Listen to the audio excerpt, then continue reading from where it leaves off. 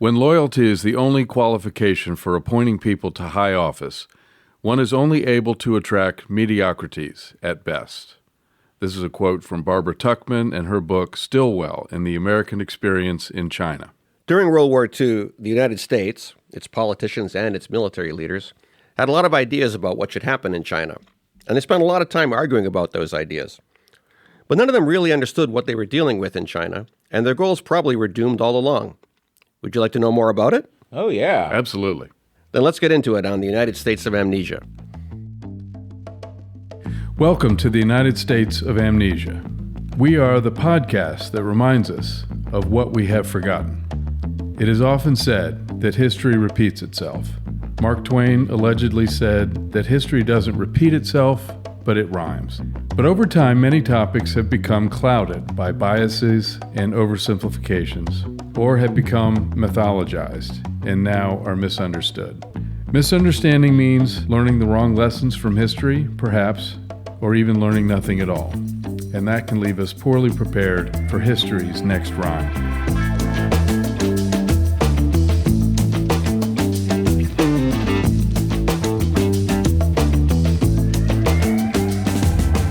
In this episode, Mike leads our discussion of the American experience in China during the first half of World War II. Chiang Kai-shek, Franklin Roosevelt, and General Vinegar Joe Stilwell are the central figures in this episode, which explores many aspects of the war's often overlooked China-Burma-India Theater and introduces us to the Flying Tigers, the Burma Road, Merrill's Marauders, and the over-the-hump airlift from India to China. Roosevelt's post-war goals for China, differing advice FDR gets as to how to handle Chiang, and Stilwell's fraught relationship with Chiang drive our narrative as issues of military strategy, operations, logistics, and reform lead to disagreement between Vinegar Joe and Chiang, the Generalissimo, and to their disdain for one another.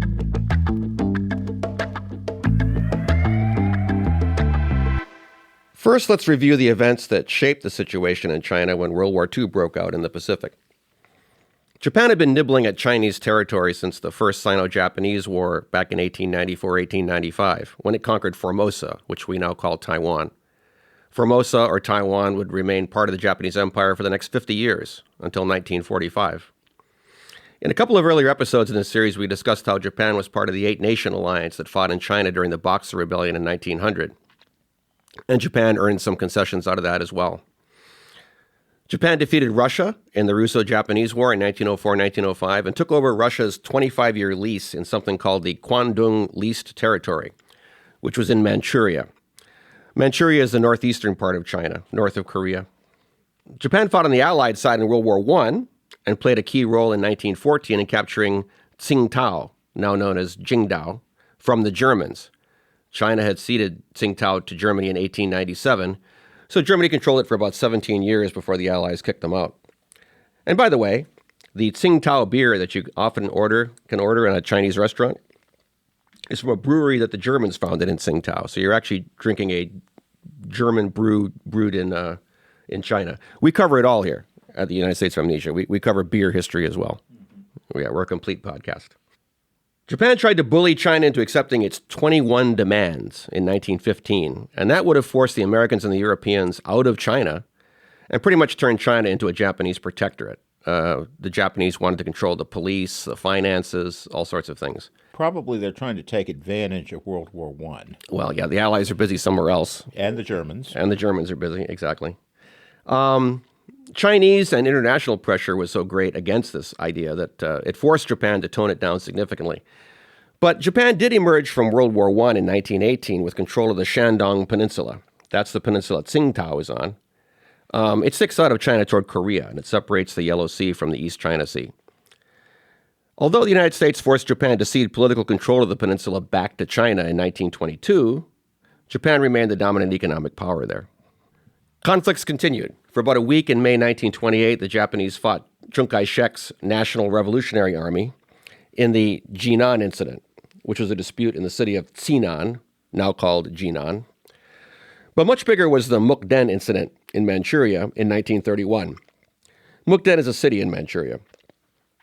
The Mukden incident was a false flag operation in which the Japanese army dynamited a Japanese-owned railroad track in Manchuria. The explosion wasn't even big enough to damage the tracks enough to keep trains from using it.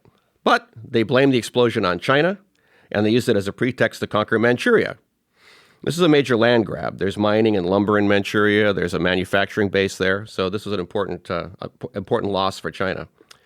And in 1932, Japan actually set up a puppet state in Manchuria called Manchukuo, and installed as its regent Puyi, sometimes called Henry Puyi. He had been dethroned as China's last emperor when he was 6 years old in 1912. The 1987 movie The Last Emperor is about Puyi, although, like all movies, it's not entirely accurate historically. However, the fact that it makes sense to put him in there because he was Manchu of the Manchurian period, so this was the native homeland for him. There was a reason to do this. Although nobody recognized Manchukuo other than a few Axis countries, it wasn't a widely accepted legitimate country by any stretch. When the League of Nations told Japan to give Manchuria back, Japan solved that problem by simply quitting the League of Nations. And so, like Formosa, Manchuria remained under Japanese control until 1945. More conflicts. After civil unrest broke out in Shanghai in January 1932, the Republic of China, that's Chiang Kai-shek's government, and Japan fought heavily in and around the city for about 5 weeks in what became known as the Shanghai Incident. And then there was another conflict in the first 5 months of 1933, which the Japanese called the Defense of the Great Wall. Wait, let me get this straight. The Chinese called it the Defense of the Great Wall. The Japanese called it Operation Nekka, N-E-K-K-A. I couldn't find a translation for that, but maybe one of our listeners can tell us what it means. And in that one, the Japanese fought a Chinese warlord, conquered the Chinese province of Rehe, and incorporated it into their puppet state of Manchukuo. So suffice it to say that China and Japan had not been getting along well at all for a long time, by the time of the Marco Polo Bridge incident, which occurred in July 1937. What happened there was, while conducting nighttime maneuvers, Japanese forces crossed over the Manchukuo-China border, and a Japanese soldier went missing. The Japanese demanded access to the city of Wanping on the Chinese side to look for him. The Chinese said no, and shooting began. The Japanese soldier soon showed up safe and sound and claimed to have fallen ill, although some people think he may have been visiting a brothel. But fighting continued, and the Japanese used it as a pretext for a full-scale war with China, and the Second Sino-Japanese War began. That war lasted 8 years, until 1945, and about 20 million Chinese, mostly civilians, died in that war. Some historians consider it to be a separate war throughout the course of the war, the entire 8 years. Other people will say that the war became part of World War II once World War II spread to the Pacific in December 1941. Either way, it was a very destructive war in China. The war went poorly for the Chinese. The Japanese conquered most of northeastern and eastern China by 1938. Chiang Kai-shek's government had to flee its capital city, which was Nanking, now called Nanjing, in 1938, and moved to Chongqing, which now is known as Chongqing, if I'm pronouncing it correctly. Nanking suffered terribly at this time, by the way. Japanese aircraft terror-bombed it, and after occupying it, the Japanese committed atrocities and massacres on a large scale there, and that's now known as the Rape of Nanking. It was so bad that even the Nazi diplomatic corps found this outrageous. They were, you got to think about these things in terms of scale, but one of the people that was instrumental in helping some of the Chinese civilians was actually a member of the Nazi government, and he was appalled by the Japanese lack of humanity. That is saying a great deal, if you ask me. When you lose the Nazis, yes, you must be engaging in some real barbarity, yes. Yes. The Nazi German government actually was supportive of the nationalist government as well at this time. It's strange to think of that because they became allies with Japan later, but for a while they were actually supporting the nationalists. Well, the nationalists kind of subscribed. When we get into talking about General Stilwell, Stilwell actually thought that the nationalists had more in common with the Nazis than they did with the United States. In addition to losing northeastern and eastern China, the nationalist government also lost control of the coastal provinces to Japan. And the Japanese either captured or destroyed almost all of China's industrial capacity during this phase of the war. The war bogged down in a stalemate in 1939, when the nationalists finally were able to score a few victories against the Japanese. and the Japanese became too thinly spread out to continue the momentum of their offensive. And from that point until 1944, the line stayed more or less in place. But this left the nationalists only in control of the Chinese interior, mostly in southwestern China, and isolated from the world, except for a supply route via the Burma Road. What was that? The Burma Road was built in 1937-1938 to supply China, and it ran from a town called Lashio in central Burma, which now is officially called Myanmar, to Chongqing, which is Chiang Kai-shek's capital in China. And the way the supply line worked was ships brought supplies into the port of Rangoon, which is now called Yangon. Then those supplies were taken by rail to this town of Lashio, and from there to Chongqing by truck on the Burma Road. So this was Chiang Kai-shek's lifeline.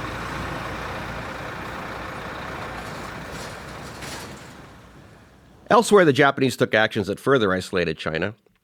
After France surrendered to Germany and Italy in June 1940, the French Empire was in a weakened state. So Japan took advantage of that by bullying the colonial authorities in French Indochina into letting them occupy the colony and establish bases there. Where was French Indochina? That was in Southeast Asia, and it was made up of what are now Vietnam, Laos, and Cambodia. And then on December 7th, 1941, which was December 8th on the other side of the international date line in China, Japan attacked Pearl Harbor, and World War II in the Pacific began. By the spring of 1942, Japan had overrun the Philippines, which was at the time a U.S. possession, Guam, also U.S., Hong Kong, which was a British colony, the Netherlands East Indies, which of course belonged to the Netherlands and is now Indonesia, parts of New Guinea, which was split between the Dutch and the Australians, Singapore, which was a British possession at the time, Brunei, British, British Malaya on the Malayan Peninsula, and Sarawak and Sabah on Borneo. Those make up the modern-day country of Malaysia. The Japanese also invaded Thailand, which after about 5 hours gave in to the Japanese and then became an ally of Japan. That's kind of a forgotten footnote of history, is that Thailand was actually an enemy country of the Allies during World War II. All of this completely isolated China from the Pacific. And Allied communications with China and supplies would have to come in from the other direction, through India.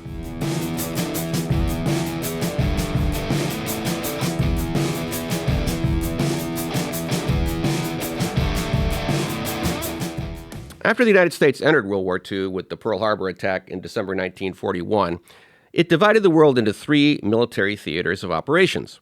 There was the European theater, which I don't have to tell you was centered on Europe, but it also included North Africa and some parts of the Middle East. The Pacific theater, and to be clear, that extended through the entire Pacific Ocean all the way from the west coast of the Americas to Australia and the Philippines and Japan, but did not include China. And then the third and much less well-known theater was the China-Burma-India Theater, often called CBI for short. You can probably tell that it included China, Burma, and India, but also more generally it included Southeast Asia as a whole. The CBI was definitely the little brother of the three. It was for Roosevelt, the main priority, he called it Germany first, was Europe. A secondary priority, but also important, was the Pacific. CBI was way, way, way back in third place. Far more limited U.S. presence and a much lower priority for the United States. Roosevelt tended to prioritize things. There's a very interesting exchange that occurs as they're trying to set priorities between Roosevelt and his generals.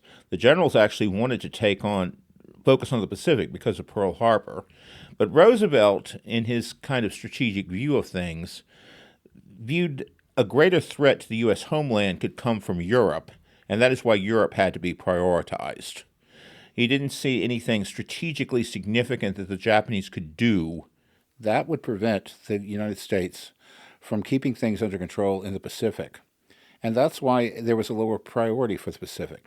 And for CBI, there's actually no threat to the U.S. homeland at all coming from that particular theater. So that's why it's getting the resources that it gets. Right. I mean, we talked about some of the reasoning behind the Germany First priority. I think in the America First series that we did, where we talked about the strategic issues there to some extent. So CBI was a low priority, but Despite that, there were some quite famous American military operations and units that operated in CBI. One was what were called the over-the-hump cargo flights. The hump was slang for the Himalayas. And these flights took place between India and China from 1942 to 1945. At first, the United States Army's 10th Air Force organized them, later the Air Transport Command, but whoever was running them, they achieved quite a bit. They brought a lot of supplies into Chiang Kai-shek and his army. And it was a heroic effort because remember that these are the aircraft of the early 1940s. They don't have the capabilities of aircraft today. They're operating over high mountains in bad weather very often. And on top of all that, they could face interception from Japanese fighters. So the achievements that they had were quite important and are actually quite famous among military historians. One thing, though, that we should maybe emphasize is that stuff's not being produced in India. The supply line that involves supporting Chiang, which I don't think that the nationalist government really recognized at all because they were constantly bitching at Stilwell during this period about how slow it is, how long it's taking. Things have to be manufactured in America, and then they have to be shipped to India. And that is not the easiest thing to do during war. Especially with the German U-boats, the submarines, and all that. You're gonna have to take a very lengthy cruise to get things over there. And then you're going to have to ship things, once they get to India, from India to Chongqing there. And time and time again, Stilwell is getting all sorts of grief about why aren't we getting all the equipment that's been promised to us. Well, it takes a while for this supply chain to occur, and Chinese just don't seem to grasp that when in their dealings with the Americans throughout the war. Another aspect too is airlifts can do some amazing things, but they're not the same thing as bringing things in by ship or on the ground. Yeah, there's only so much you can put on a plane, and there's only so many planes, and so on and so forth. So and there's only so many, and when you're the number 3 priority.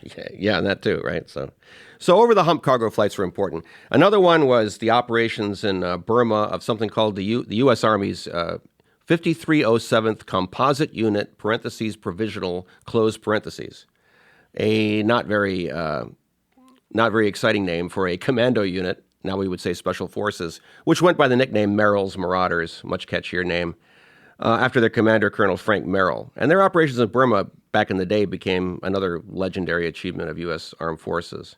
And then there were the Flying Tigers. The Flying Tigers were American aviators flying in China to fight the Japanese. They're undoubtedly the most famous of all. All three of we're going to talk about them some more, but all three of these operations have something to do with our story. What were the U.S. goals in the China-Burma-India Theater? Roosevelt had a vision for the post-World War II world order in which the world would have 4 policemen that would lead collective security to prevent aggression and reduce the likelihood of major wars in the future.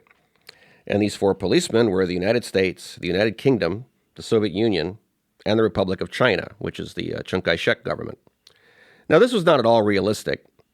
The United Kingdom during the war was actually more interested in defending and then reestablishing the British Empire, and then after the war, maintaining that empire in the post-war world. And this was a source of conflict between us and the British, which kind of has gotten swept under the carpet in subsequent histories about World War II. But this was an area that Roosevelt, who was avowed anti-imperialist, and Churchill had issues with throughout the war. Yeah, and in fact, it really started to become more prominent towards the end of the war when the Axis was obviously beaten and European powers were trying to reclaim their empires and they wanted the U.S. to help them. And we said, no, we're still fighting Japan. That's the priority. Well, we have to knock Japan out of the war. I don't care whether you regain control of your empire. If we can there is the sort of exception with the period around the Spanish-American War, but if the U.S. can be said to have had a foreign policy that existed up until World War II, it was kind of anti-European imperialism, particularly the British, but other forms as well. Yes.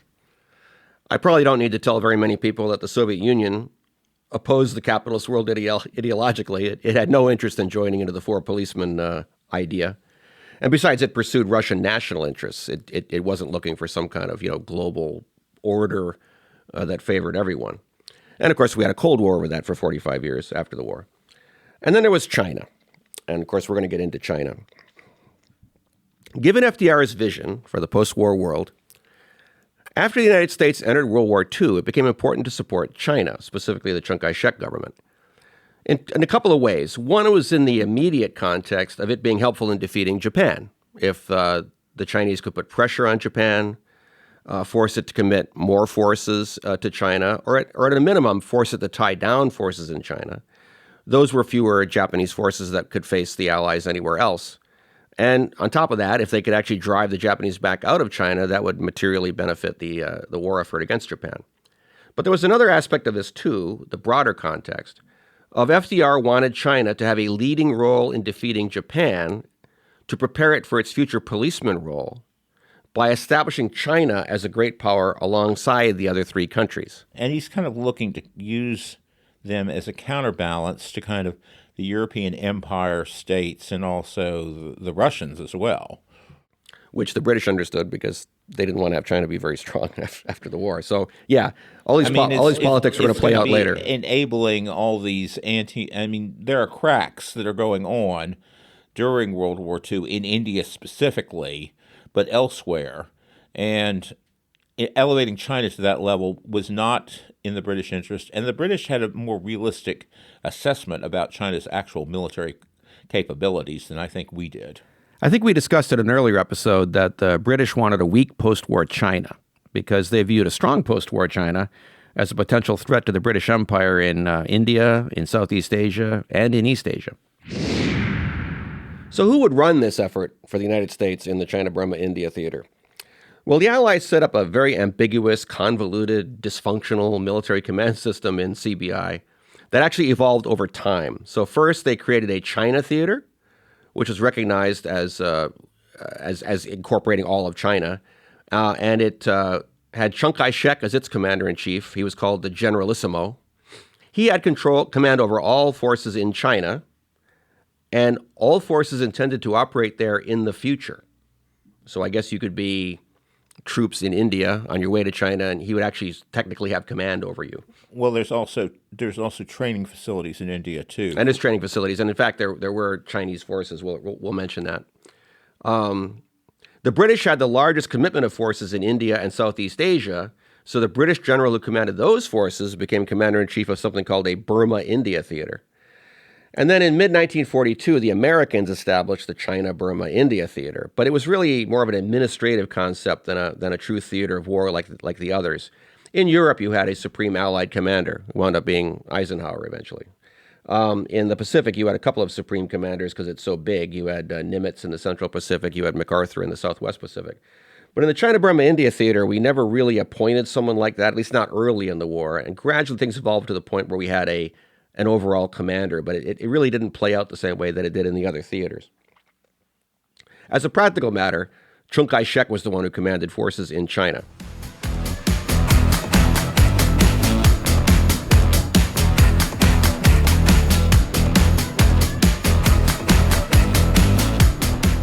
What about U.S. leadership of this whole endeavor? Chiang Kai-shek asked that an American general be sent to serve as his chief of staff to help him command, train, equip, etc., the nationalist Chinese army. The United States agreed, with the understanding that the U.S. general would serve in three roles. So first, he was going to be Chiang's chief of staff and military advisor. So as chief of staff, you'd have a big say in what the Chinese military forces did. Arguably, you could consider him the second in command of the Chinese forces, I suppose. A second job would be commander of all U.S. forces in China and of any Chinese forces assigned to him. So Chiang Kai-shek might assign Chinese forces to this general to operate on his behalf, and he would command those. There's kind of a confusion there. Who commands the U.S. forces in China? Is it Chiang Kai-shek as commander-in-chief? Is it this U.S. general because they're U.S. forces? Hard to tell, and right, it kind based of on works disagreement. The same way with the Chinese forces, because let's just say Chiang would basically tell people one thing and he'd tell other people something else that contradicts. And then the third job actually wound up being extremely important, and it's not hard to see why. His third job was he controlled the Burma Road, the U.S. general did, and the distribution of U.S. Lend-Lease aid to China. Now, if you are controlling the supplies China needs, and China wants to do something you don't want them to do, you can either refuse to send them the supplies or you can redirect the supplies. So this gives the U.S. general power over his nominal boss, who is actually Chiang Kai-shek in the theater. We might want to explain what Lend-Lease is one more time, just very briefly. Sure. Marshall, you want to dive in on Lend-Lease? Well, Lend-Lease was a program that FDR set up initially to help the British.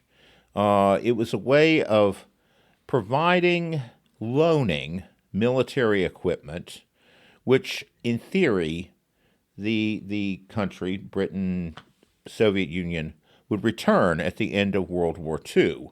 It was a way of getting around some restrictions on the sale of military goods, which were supposed to be presented on a cash and carry basis. This way, when you've got Lend-Lease, well, we're not really selling them equipment. We're not really engaging with the merchants of death that was a term that had come out from World War I, and kind of left it up to the defense contractors to basically be responsible in part because they were making money. That made it more important for the U.S. to get involved in World War I. This way, we're totally avoiding this sort of political pressure and economic interest by making this simply a loaner system that was set up during the war here. Now, but we were paying for the material. Oh, yes. It was basically... And loaning it. We were loaning it. Now, it's kind of ridiculous to think that, Roosevelt used this example that it would be like seeing a neighbor's house on fire and him and the neighbor being given a hose to put out the fire. And then when the fire is out, you just get the hose returned to you. Now, that's a good, nice analogy that helps sell the program, but the idea that we were going to get back any of this equipment in practicality is ridiculous because your neighbor's fire isn't going to destroy the hose you loaned him. Some loaned equipment was destroyed during the war, and there was no provision under Lend-Lease for countries receiving it to replace it with equipment that they lost in the war. And frankly, the United States didn't even want a lot of the equipment back after the war. In a lot of cases, we were happy to let the recipients keep it for their own defense or the development of their own countries, or to at least avoid the expense of shipping it back to the United States. And there's also an expense, once you get it back to the United States, of storing it and maintaining it, which in the post-World War II environment, we just simply didn't want to do. But Lend-Lease was like a huge, decisive program that helped the Allies win the war. The Russians will talk about how the Soviet Union single-handedly beat the Germans during World War II, and their sufferings were profound. But if you get them to be honest with you, and maybe after a few drinks, they will tell you that the Soviets needed Lend-Lease trucks and supplies, and even spam, from the West for their war against the Germans. This is something you read about in Nikita Khrushchev's memoirs, for example. In other words, instead of saying Lend-Lease, I guess I could just say supplies. But technically, it was the Lend-Lease. No, I think we should call it what it was. Yeah. But I mean, it's good to make sure everybody understands what it is. So wonderful. But it's an important area of leverage. Well, yes. I mean, if you control the supplies, you get to dictate what happens, including to your boss. If he doesn't have a say in the supplies, and you do. And that's the issue between Chiang Kai-shek and this general who we're about to identify.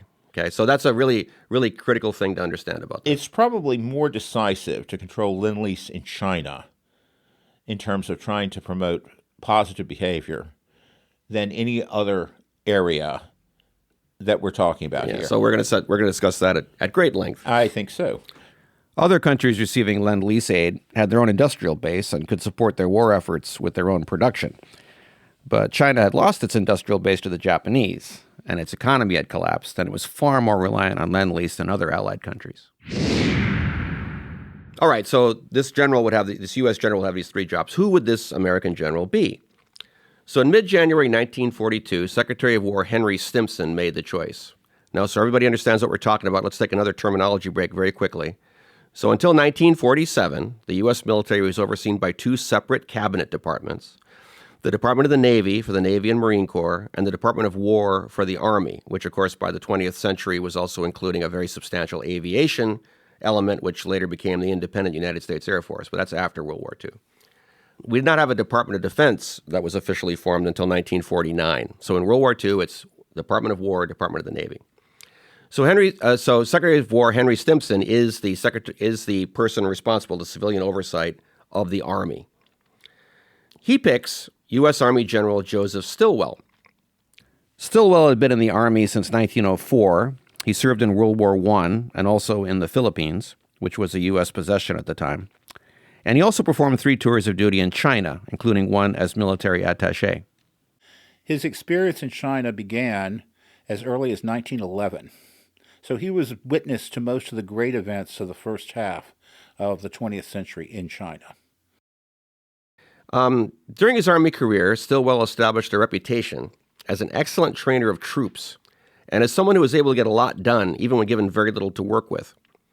But he was also a notoriously difficult officer to deal with, and he became known by the nickname Vinegar Joe. And he knew that, and he embraced that title, because his personality was often acerbic. So it was said that if he thought you were an idiot or were in his way, he was not shy about telling you that, and as far as it goes, telling everybody else that he thought so too. And he even intended to indulge in juvenile name-calling, giving people he disliked insulting nicknames. So to give you an example, he called FDR Rubber Legs because FDR was in a wheelchair. So yeah, Joseph Stilwell went there. And also he hated politicians. And so this explains part of why he had such disdain for almost every politician that he encountered. Now, we should be clear, he is not going up to Roosevelt and calling him Rubber Legs. This stuff's from his diary. His stuff is in his... He will indulge in this name-calling primarily in the diaries or with intimates. This is not something he goes... Stilwell was acerbic, but he also was never rude unintentionally. He was rude intentionally, but still, the way you write in your diary kind of shows how your mind works and how you think, and so it's interesting that he actually went to lengths like that. So Stimson, Secretary of War Stimson, pulled Stilwell off of a prestigious job planning the Allied invasion of North Africa, which is going to be our first major offensive operation of World War II in our planning, and he talked him into serving in CBI in the job as Chung's chief of staff, as that U.S. general I described. So Stilwell lacked tact. He had no talent for diplomacy. So in those ways, maybe he wasn't the best choice for this position. But he had spent significant time in China. He spoke and wrote fluently in Chinese. He was thought to be one of the U.S. military's foremost experts on China of that time.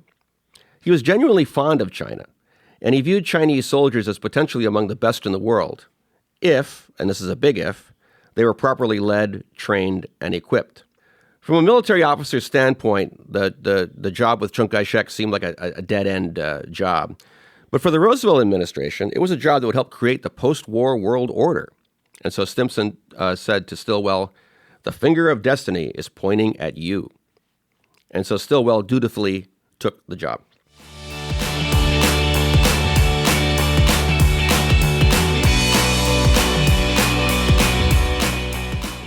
Now, what was going on in Southeast Asia? Because this matters a lot, too.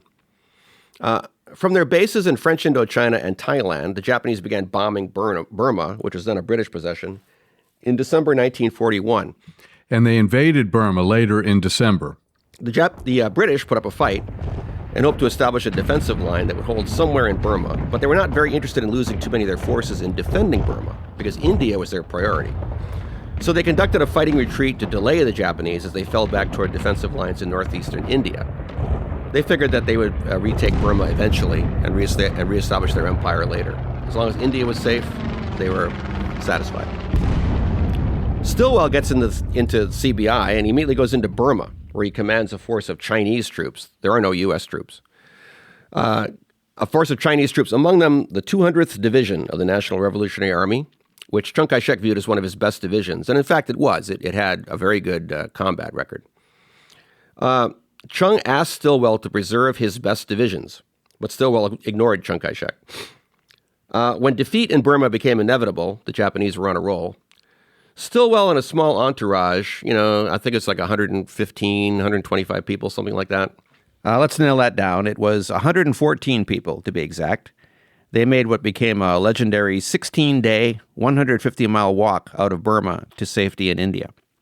It became legendary because there was a U.S. reporter embedded with him who wrote glowing accounts of Stilwell's leadership during this walk out of Burma. And it seemed very exotic, going through jungles and heavy terrain to get away from the Japanese. Stilwell is very stoical. Very stoical guy. With this, but he's also, and I think this is a moment that kind of defines him and can kind of explain him. Yep. He puts everybody on half rations, and he kind of, he says, I'm like an elderly gentleman, and if I can do this, Stilwell was also in very good shape. And he's like insisting that the wounded and everybody else should be able to keep up with him. He was in his 50s when this happened. Yes, I think maybe even his late 50s, right? Late 50s. Late 50s, yeah. And so his mind, the way it is that, we have a duty to kind of survive here, and that is what is propelling him through the jungle here. Now, other people are not necessarily regarding this as being a wonderful experience, but it is certainly a way that you can see how Stilwell's always willing to take the hard way out in some ways, rather than the path of least resistance. Yeah, he and it kind of shows you his reputation too for getting the most he can out of very little. Yes, half rations or whatever. He could really drive his troops, be very hard on them actually because of that kind of mentality. And it wasn't just troops; he had nurses. He had some Burmese nurses with him on this walk. And they were kind of instrumental. There's a Dr. Seagrave in there, and these were his Burmese nurses, and the Burmese nurses supposedly were singing hymns and marching songs to keep everyone's morale up during this. So Stilwell had a mystique then after that, a popular mystique in the United States. But the thing is Stilwell's critics point out that he abandoned the Chinese forces that he was supposed to be commanding. He just smashed his radio so the Japanese wouldn't be able to capture it and walked out and left the Chinese behind without any guidance or direction. The Chinese units, some of them got into India, some got back into China. But Chiang Kai-shek never forgave Stilwell for abandoning the Chinese forces in Burma in 1942. And he also didn't forgive him for getting his best divisions, like the 200th Division, chewed up during the fighting in Burma. So this was already, they were off to a bad start from the very beginning of Stilwell's time in CBI. And the relationship got worse from there. So Stilwell arrived in Chongqing, Chiang Kai-shek's capital, in June of 1942. And he and Chiang Kai-shek immediately began to debate what to do next. Stilwell was brash and arrogant and did not show Chiang any respect. And this was partly due to just Stilwell's personality. He was tactless and difficult and demanding. But it also was because he viewed Chiang's government, which the United States had recognized as the legitimate government of China only in 1928. 1 year after he took power. 1 year after he took power. But still, it was not that long ago. Yeah. Right? Only like 13, 14 years before. He viewed that as only one faction among the various political movements trying to gain control of China, and it was not the one that he had much respect for. He correctly viewed it as corrupt, and he demanded an end to that corruption, but without any real success. Here's what's interesting, though. To his dying day, he died in October 1946, about a year after the war, of stomach cancer. Stilwell actually preferred the Chinese communists to the nationalists. He was no communist, but he viewed the Chinese communists as what he called communists in name only, who were in reality democratically inclined agrarian reformers, who he also thought did most of the fighting against the Japanese. And these ideas were reinforced by reports he got from U.S. Embassy personnel who were shuttling back and forth between him and the Chinese communists who were up in Yunnan province, which is kind of north-central China, was their stronghold. Two of the embassy personnel in my research who played a big role in this were John Patton Davies Jr. Yes. And John S. Service. Yes, we will encounter them subsequently. They're going to become among the China hands that you're going to talk about in a future episode. Yes. Right. So keep that in mind in a future episode about the kind of information they were giving to Stilwell at this time. Well, and also one thing to bear in mind here, when you're dealing with foreigners, and this would apply to Stilwell, and it might apply to other professions as well. When you're hearing what you want to hear, that's probably when the little voice inside you should be saying, is this really on the up and up here? And I think that with Stilwell's personality, the sort of asceticism that the Chinese communists were turning into a virtue after their retreat through the Long March and everything, was very appealing to him. He found this, much more appealing than the sort of high life that he's encountering with Chiang Kai-shek and Chiang Kai-shek's various relatives and in-laws here, who are living high off the hog and not necessarily living a life of asceticism. So there's a certain appeal with his personality. Right. They came across as stoic patriots trying to make China better, I guess, because he was stoic. Yes, he also felt that there was always a higher calling to be patriotic and to defend the nation, whatever nation we're talking about here. And this was something he had gotten from his New England heritage and also from his time as West Point. He said he would rather shoulder a rifle with the communists than deal with Chiang Kai-shek and the nationalists. And Stilwell often pressed Chiang Kai-shek to welcome the communists into a coalition government, which actually was an idea that was on the table back then, so that the communists could better contribute to defeating the Japanese. But of course, that was anathema to Chiang Kai-shek, who had no intention of sharing power with the communists. Well, he also had, before 1927, he had made common cause with them. Yeah, so there's a lot of things like that had happened, right? So it's not, it's not a crazy idea, but it wasn't what Chiang really wanted. No, he basically broke with the communists in 1927 and massacred them in Shanghai, and there's all sorts of bad blood as a result of this. A lot of nasty things that happened since 1927. Marshall mentioned the Long March. For listeners not familiar with that, it was an epic event in Chinese communist history in 1934 and 35, in which the communists made a successful 6,200-mile, year-long retreat from southeastern China to northern China to avoid destruction by the Chinese nationalists. Casualty costs were high, but the fact that the party was able to survive Chiang's destruction was probably the most significant part of this. In Chinese national mythology, this is Valley Forge. This is the great crucible by which the Chinese Communist Party survived outside adversaries. Okay, so Chiang Kai-shek and his ambassador in Washington, T.V. Soong. Now, he is a brother-in-law. He Brother-in-law of Chiang Kai-shek. Yes. They maintained that the Chinese Army's poor performance against Japan in China since 1937 and in Burma in 1942 resulted merely from poor equipment. Give them the equipment they requested, and the Army would improve. For his part, Stilwell maintained that the Chinese troops he had commanded in Burma were badly led, poorly equipped, poorly trained, suffering from poor health, and that the Chinese officer corps was corrupt, had displayed incompetence, stupidity, a lack of aggressiveness. So Stilwell's view was that the Chinese army needed deep reform, including the sacking of incompetent and unaggressive officers, and he wanted to reorganize Chinese army divisions along the lines of U.S. Army divisions and train and equip and supply them like U.S. Army divisions.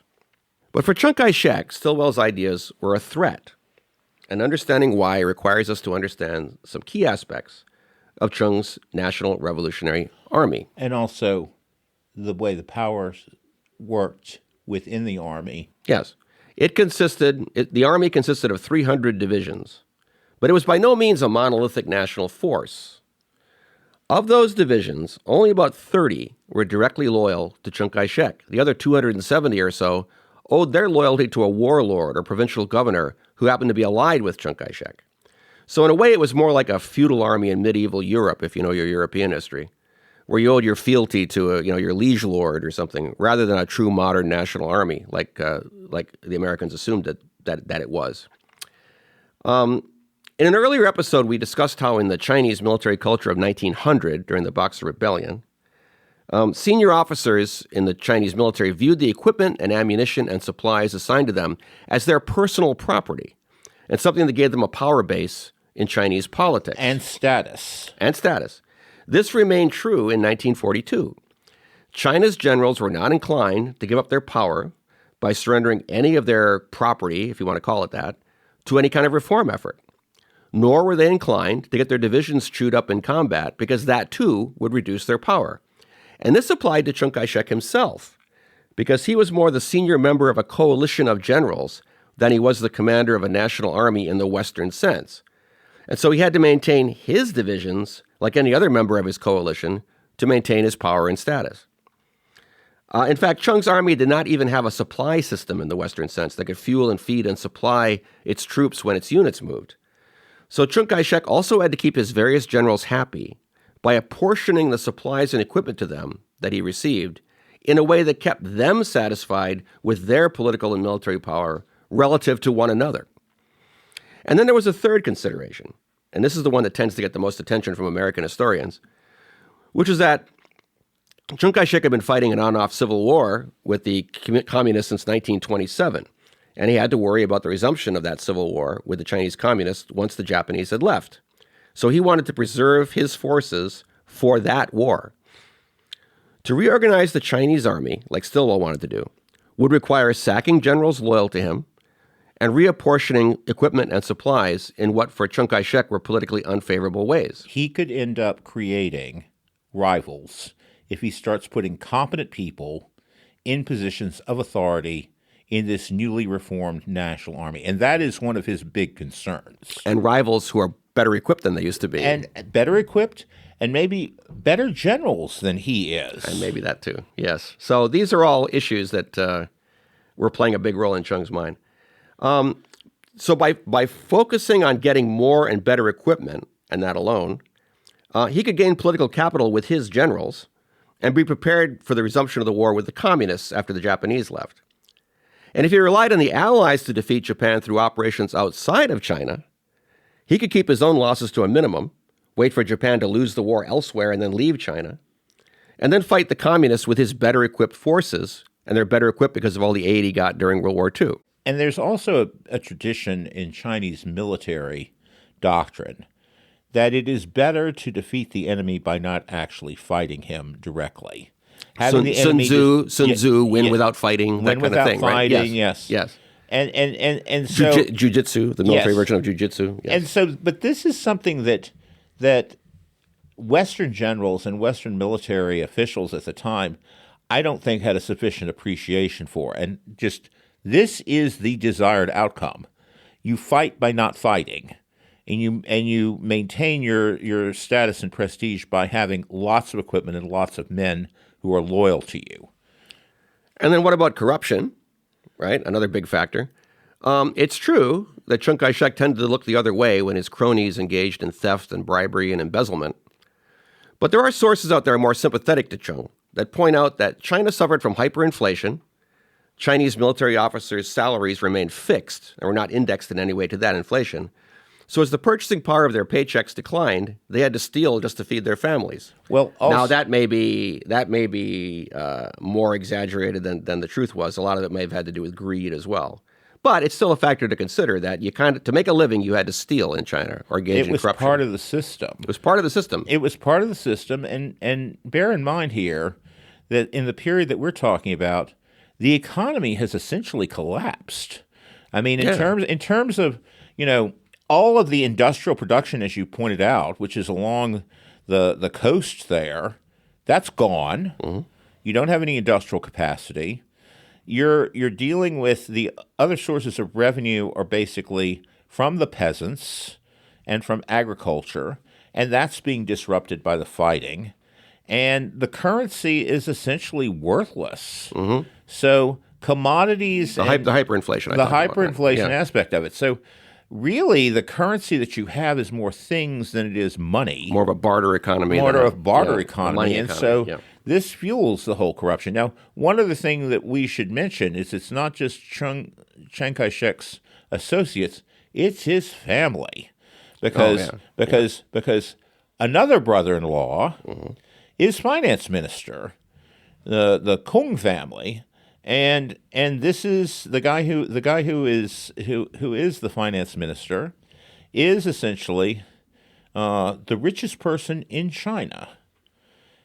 And money and things like that have a tendency to disappear which we'll get into, I'm sure.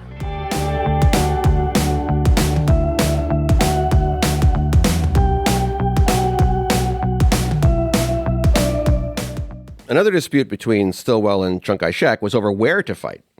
So you got both an argument over how to apportion supplies and what to do with them, and another one about where to fight. Both of them agreed that getting the Burma Road back open was important, that the Japanese had cut it when they conquered Burma, and that cut off the supply line, Chiang Kai-shek's only supply line, other than the over-the-hump airlift. So what Chiang Kai-shek wanted was a major Allied effort to retake all of Burma from the Japanese. That would reopen the port of Rangoon, reopen the railroad from Rangoon to Lashio, and reopen the Burma Road from Lashio to Chongqing. And he felt that this was the only way to get all the equipment and supplies he wanted into China, because you can bring a lot more in by ship and rail than you can by flying things over the hump. But Stilwell viewed this as a waste of scarce resources. Stilwell wanted to fight a more limited campaign to retake only northern Burma, where the Allies planned to build a new road called the Lido Road, and that was going to run from a town called Lido in India through northern Burma to the part of the Burma Road still under Allied control. Stilwell thought anything beyond that was a dissipation of scarce resources that they could not afford in the China-Burma-India Theater, and also a diversion of resources away from his plan to reform the Chinese army. And I mean, he's more of a realist in that he has a sense of this is a world war. Of the two, Stilwell seems more plugged into what's happening elsewhere, because there's various times in which Chiang Kai-shek will be like insisting, why don't I have my planes? Why don't I have my artillery pieces? And meanwhile, the British are having to deal with Rommel over the desert, and so resources are being diverted to preventing the Middle East from falling into Hitler's hands. Right. To that point, the British were busy in Europe, right? And they would have had to supply a lot of the forces for this campaign that Chiang Kai-shek wanted. And they were busy there, so they were disinclined to put a lot of resources into a place like Burma, which they figured that they'd retake eventually anyway. They're also worried about security in India because there is a sort of strong quit India movement that Gandhi's leading to try to kick the British out of India once and for all. Right. So Stilwell viewed this idea as completely unrealistic, and he and the U.S. Army, Chung's idea, I should say, is completely unrealistic. So he and U.S. Army supply planners thought that the over-the-hump cargo flights from India, whatever successes they achieved, could never provide what Stilwell needed in China. And they also projected that the Lido Road by itself could allow trucks to bring in all the supplies and equipment Stilwell needed to reform the Chinese army. And Stilwell wanted Chiang Kai-shek to commit his best divisions to a campaign in Burma to reconquer northern Burma. The Lido Road's construction began in December 1942, but Chiang Kai-shek was hesitant to support Stilwell's idea because he thought that taking northern Burma would not be worth the cost to Chinese forces because it would not result in enough supplies coming into China. So the focus is on getting as many supplies as possible. Yes. That's always a focus of Chiang Kai-shek. The dispute between the two over strategy and plans was never ending, and they developed a real disdain for one another. Now, one thing about this, just to throw this in there, Stilwell thought that it was his duty, again, this word duty that pops up with Stilwell a lot, to speak truth to power to Chiang Kai-shek. Now, Chiang Kai-shek has taken a different cultural approach to this. The messenger who brings bad tidings is responsible for them, which is almost like a Chinese imperial take on things here. So Chiang was used to getting all sorts of smoke blown up his ass here, and he kind of enjoyed it. Stilwell thought, look, I'm going to tell you the truth, whether it hurts or not, and we can proceed from there. This was not Chiang's way at all. It got so acrimonious that Stilwell soon began to call Chiang Kai-shek by the nickname Peanut, after a member of Stilwell's staff said that Chung was like a peanut perched on top of a dung pile. For his part, Chung viewed Stilwell as brash and arrogant, and he started asking Washington to replace Stilwell as early as the summer of 1942. Well, if not for all of his offices, the Lend-Lease position was one. It was relieve Stilwell. I want him out of here was always the position. It wasn't I want to give him a different job in CBI. But they wanted him out. There was relieve Stilwell, but there's also like let's give somebody else in this position Who wants to give me the supplies? Yeah. Lend-Lease, Yeah. you know. And Stilwell viewed his position as Lend-Lease as being the leverage that he had over China. Which it was. I was Yeah. talking about that earlier, that's exactly what it gave him. You know, And he's this right was, about this, that. This was what was recognized by people like Stimson and people like Marshall back in Washington. Which we're going to get into. Yes. Which brings us to the situation in Washington. President Roosevelt preferred what has been called a competitive management style, in which his subordinates essentially formed different interest groups that championed different ideas to him, allowing him to choose between those ideas. When it came to China, he needed to figure out how to get Chiang Kai-shek to fulfill his vision for China as one of the four policemen. And he was presented with two schools of thought. So Stilwell and Secretary of War Stimson and General George C. Marshall. He was Chief of Staff of the Army, which is the most senior position in the uniformed Army. Stilwell was a protege of Marshall's and a personal friend of his. He was the only person who called him George, by the way. Only person called him George. Everybody else had to call him General or Sir. Yes. Even President Roosevelt had to call him General. Yes. Anyway, so Stilwell, Stimson, and Marshall urged FDR to give Chiang Kai-shek Lend-Lease aid on a quid pro quo basis. So if Chiang Kai-shek met U.S. demands for reform and offensive action against the Japanese, he would get more of the aid he wanted. But if he did not, he would be penalized by having the aid withheld. But Roosevelt heard a competing idea from Lachlan Curry, who was a White House assistant responsible for Lend-Lease aid. He was an economist, I believe, Marshall, right? Yes, he was an economist, and he had done a lot of work in some of the domestic economic reforms of the New Deal. But he didn't have a lot of international experience. He did not have a lot of international experience, and he was somewhat naive when it came to these things. He did not really have much experience with China as well. And at one point when he was meeting with Marshall to talk about getting Stilwell relieved, Marshall just looked at him, and Marshall had a great deal of presence. And he just looked at him and said, "How long have you been in China for with all these proposals?" And he said, "I've been in China for 3 weeks." And Marshall looked at him and says, 3 weeks. And there was silence, and Curry knew he needed to get out of Marshall's office. So one thing, though, about Curry is that, in a way, even though he was naive about everything, there was a little bit more realism in terms of what Curry was recommending in terms of understanding Chiang Kai-shek in a way. And what I mean by that is, Curry said that you had to understand Chiang's requirements to manage his own political situation. You know, he was the leader of a coalition of generals. He had to apportion things. He had to put up with some corruption, all these types of things. So that the quid pro quo approach could alienate Chiang and perhaps even prompt him to cease cooperating entirely and maybe even make a separate peace with Japan. That's not an entirely unreasonable position to take. I know, but the position that folks in Washington took was, for a number of reasons, Chiang could not afford to give in to Japan. Japan is invading China. And so whatever Chiang would try to play the option of a separate peace with Japan card, even though it sounded bad and the United States had to do something to take care of him and satisfy his commands, Washington policymakers did not view a separate peace as a realistic option for Chiang. Because what the hell was he going to do? If he did this, he would lose face, he would lose status with his own people, and he certainly wasn't going to be getting anything more from us, and the Japanese were disinclined to make a separate peace anyway. You know, give up land, give up this, give up that, you know. So evaluating both sides, quid pro quo versus Curry's view, Roosevelt chose Curry's view. This brings our story of Vinegar Joe and the Generalissimo to late 1942 and early 1943, with Franklin Roosevelt making the important decision to indulge Chiang Kai-shek in his demands and to take a softer approach towards him than General Stilwell had recommended.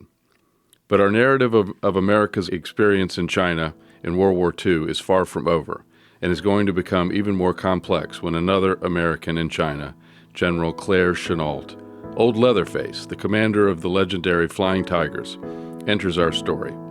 We'll begin with him in our next episode. That's it for this episode of the United States of Amnesia. Thank you for listening.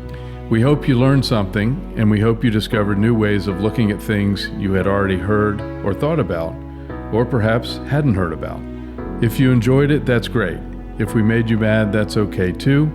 Either way, email us at usa.amnesia@gmail.com and let us know what you think. Also, let us know about anything you think we missed or got wrong. We'd like to know about that too. And of course, please like and subscribe and let your friends and neighbors know about us.